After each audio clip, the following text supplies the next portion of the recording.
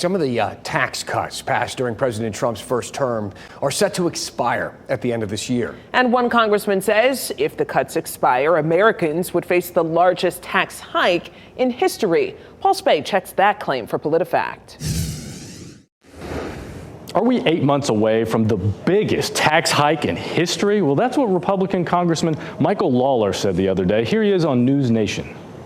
Obviously, the president is focused, as is Congress, on getting a reconciliation bill passed that actually passes a tax bill, which is critical. If we don't pass the tax bill by the end of the year, we will have the largest tax increase in American history.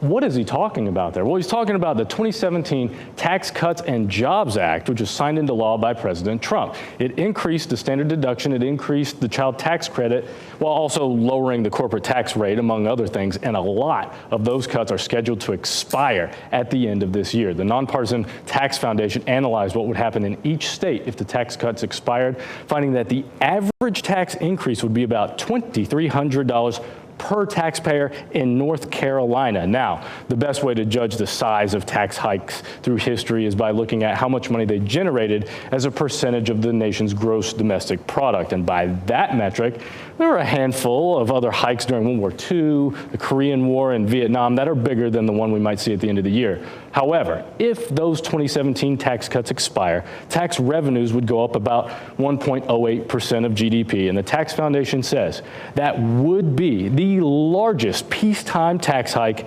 in modern history. Clearly, the congressman has a point here, and it's why the Truth Meter rates his claim mostly true. Read more about these tax laws at WRAL.com.